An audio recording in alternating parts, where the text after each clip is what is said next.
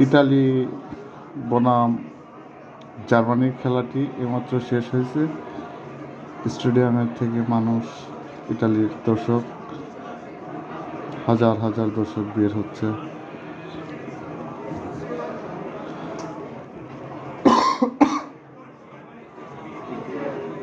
আজকের খেলার ফলাফল হয়তো দেখা যায় না।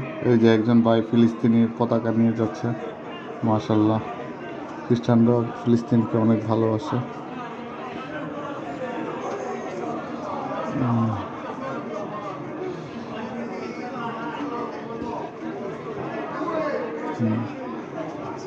সবাই চলে যাচ্ছে খেলার দর্শকরা। চাও